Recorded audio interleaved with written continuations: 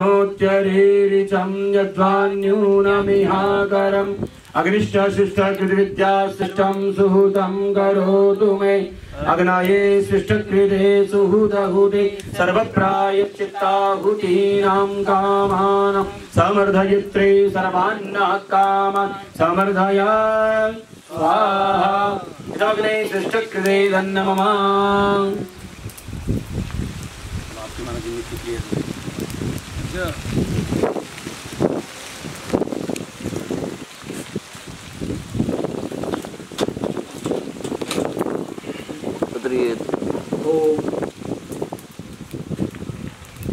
ये एक वेद विद्या तो ये कहती है कि वेद मंत्र ही बोले, लेकिन हमारे जो हम संसार में जी रहे हैं सब संस्कृत पढ़े हुए नहीं हैं, तो अपने अपने इष्ट देव की 5-5 आहुति देनी चाहिए। उसी को ध्यान में रखते हुए मैं 5-5 आहुति हमारे इष्ट देव के प्रति हम डालेंगे।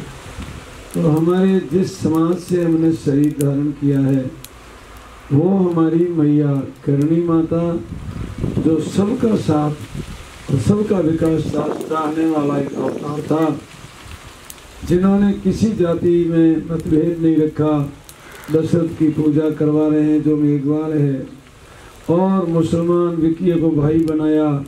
तो सबका साथ और सबका विकास चाहने वाली माँ, जिनका हमारे संसार पूरे पर उनका ऋण है, तो वो ऋण उतारने की भावना से 5 मंत्र हम करणी माता के नाम से देंगे। ओम नमो कर्नल मेहाय नमः स्वाहा। ओम कर्नल मेहाय नमः स्वाहा। ओम कर्नल मेहाय नमः स्वाहा। ओम कर्नल मेहाय नमः स्वाहा।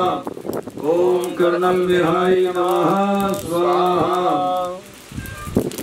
करणी जी के इष्ट देव भी थे, और आवड़ जी ने देखिए कितने ही अवतार हुए जिन्होंने फौजें लेकर के और असुरों का नाश किया, क्योंकि असुरी बुद्धि का नाश और देवी बुद्धि का विकास यही महापुरुषों का परम कर्तव्य है।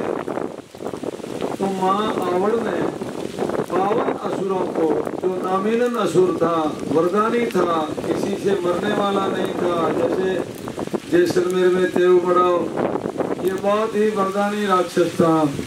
बिलाड़ा राक्षस था, बिलाड़े में बिलाड़ा 2 थे वो। इस प्रकार से पाकिस्तान, अभी पाकिस्तान बॉर्डर पे आया बीज नोट, वो राक्षस था। घंटियाल राक्षस था। ये सभी राक्षसों का वध किया। साबड़ा राक्षस था, आखरिया राक्षस था।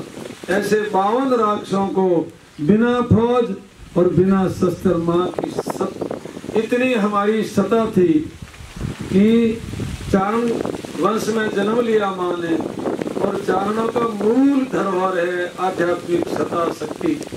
उन्होंने अपनी सत्ता और शक्ति पूर्ण अर्जित की थी। तो उन 52 राक्षसों को, जिनके लिए कई अवतार लटकते रहे, कई राजा, कई वीर बहादुर, उनको मैं नहीं मार नहीं सके, लेकिन माँ आवड़ ने उन 52 असुरों का नाश करके और समाज में शांति स्थापित की, अराजकता मिटाई। इसलिए हम माँ की ऋणी हैं, तो माँ के 5 आहुतियां देंगे। ओम नमो आवड़ मामड़ियाय नमः स्वाहा। ओम नमो आवड़ मामड़ियाय नमः स्वाहा। ओम नमो आवड़ मामड़ियाय नमः स्वाहा। ओम नमो आवड़ मामड़ियाय नमः स्वाहा। ओम नमो आवड़ मामड़ियाय नमः स्वाहा। ओम आवड़ मामड़ियाय नमः स्वाहा। हमने आवड़ मामड़ियाई के 5 आहुतियां दी। अब हमको राम और कृष्ण से हमें क्या मिला? देखिए, हमारी संस्कृति, हम प्रत्यक्ष के उपासक हैं, सूर्य उपासक हैं। सूर्य की सूर्य की शाख में हम सब काम करते और हर काम में कहते थे सूरज जी की शाख है भाई, झूठ नहीं बोलो। ये हमारी संस्कृति थी। तो राम ने हमारे देश में कांटों पे चल के और संकट सहन करके उन असुरों का मुकाबला किया और वो हमें मर्यादा दे के गए। इसलिए राम भी हमारे आराध्य और पूज्य देव है। ईश्वर एक है जिसका नाम ओम है। ये वैदिक सभ्यता है और सबसे प्राचीन ग्रंथ अगर कोई दुनिया में है तो वेद है। प्राचीन ग्रंथ सभी धर्म जो अब कल हुए हैं पैदा, प्राचीन जो धर्म है वो वेद है। हम वैदिक धर्मियों के लिए ईश्वर एक है, बाकी सब ईश्वरीय काम करने आए हैं। और जिन महापुरुषों ने, जिन महासत्ता ने जो काम किया उनका हमारे ऊपर ऋण है। राम का हमारे ऊपर ऋण है और कृष्ण का हमारे ऊपर ऋण है। कृष्ण ने कर्म भूमि असुरों का नाश किया और कर्म पर कृष्ण की महानता क्या थी कि कभी उन्होंने जातिवाद की बीमारी नहीं रखी। चाहे दुर्योधन उन्हीं की जाति का था, अर्जुन भी उन्हीं की जाति का था, लेकिन नहीं, अधर्मी को मारना, अर्जुन अधर्मी को मारना क्षत्रिय का धर्म है। और धर्म की जीत करना और धर्म पर चलना यही क्षत्रिय का परम कर्तव्य है। क्षत्रिय कहते हैं क्षय नाम नाश का, त्रय नाम ताप का। जो त्रय तापों का क्षय करता है उन्हें क्षत्रिय कहते हैं। कामी नहीं होगा, क्रोधी नहीं होगा और लोभी नहीं होगा। प्रजा का पालक जो क्षत्रिय है उनका धर्म है कि सोचिए क्षत्रिय जो नीति न जाना, जिन्हें प्रिय प्रजा न प्राण समाना। क्षत्रिय वही है जो समाज को सुख पहुंचाता है और वो क्षत्रिय नहीं हो सकता जो समाज को दुख पहुंचाता है। सबके प्रति भीगी आंखों से, सबके प्रति दया रखते हुए और सबका हित चाहने वाला क्षत्रिय। तो ये राम और कृष्ण ने क्षत्रिय धर्म का निर्वाह किया, आर्यन धर्म का निर्वाह किया। और हमारे सनातन धर्म जो है उनके आगे उपाधि लगी आर्य। हिंदू हमने नहीं लगाया, ये तो विदेशियों ने लगाया। सदनों की लंबी बातें हैं, कोई चाहता है खुला सत्ता मिले तो हम बैठ के चर्चा करेंगे अच्छी चीज की। तो राम की पत्नी कहती है आर्य पुत्र, कृष्ण की पत्नी कहती है आर्य पुत्र, और उनके आगे उपाधि लगती थी क्षत्रिय। क्षत्रिय, ब्राह्मण, वैश्य और शूद्र, ये चारों ही एक ही माला के मुनिये हैं। उनका अपना अलग अलग कर्म है। जो अच्छे कर्म करते हैं, वेद पढ़ाता है, वेद पढ़ता है, उन्हें ब्राह्मण कहते हैं। और जो ब्राह्मण वेद नहीं पढ़ता है तो तुलसीदास जी ने कहा सोचिए विप्र जो वेद विहीना। उस विप्र का त्याग करना चाहिए जो वेद नहीं पढ़ सकता, वेद की बात नहीं समझा सकता। सोचिए विप्र जो वेद विहीना और तद निज धर्म विषय लवलीना। जो विषयों में फंस जाते हैं उनको ब्राह्मण नहीं कहते। ब्राह्मण जाति से नहीं होते, ब्राह्मण कर्म से होते हैं। क्षत्रिय जाति से नहीं होते, क्षत्रिय कर्म से होते हैं।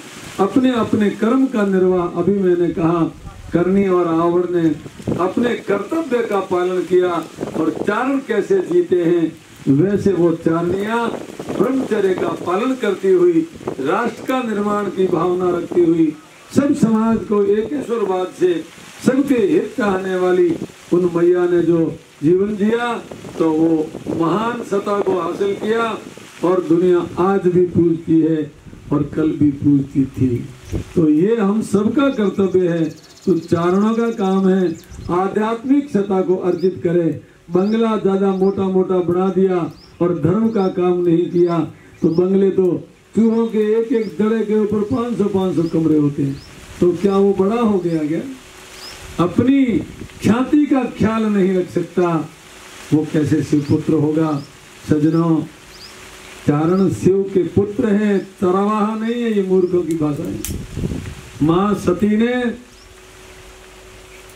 शिव से शादी की और सती के हम पुत्र हैं, नरा और वीरभद्र, ये 2 पुत्र हुए सती के, और 2 हुए गवर्धा के, जो हिमाचल राजा के वहां जन्म लेके गवर्धा ने और कार्तिक और गणेश को जन्म दिया। सती ने वीरभद्र और नरे को जन्म दिया। तो ये चारण समाज की पहचान है कि वो आध्यात्मिक सत्ता को कितनी हासिल कर सके, जैसे ईश्वरदास जी ने किया। पुरुषों में भी महाश्रेष्ठ संत हुए जिन्होंने मरे हुए को जिंदा कर लिया और ईश्वर घोड़ा छोड़ दिया महासागर। तो वो सागर के अंदर घोड़ा जैसे चल रहा था, जैसे कांच की प्लेट पे चल रहे हैं, पर खड़ खड़ खड़ खड़ आवाज आ रही है। वो थी उनकी आध्यात्मिक सत्ता, वो करनी थी जिन्होंने लाखन को जिंदा करके, और वो आज भी परंपरा चलाई माँ करनी ने। तो आज भी काबों का देपार, देपों का काबा आज प्रत्यक्ष है। ऐसी हजारों चीजें हैं जो बाद में कभी चर्चा करेंगे, लेकिन ये है आध्यात्मिक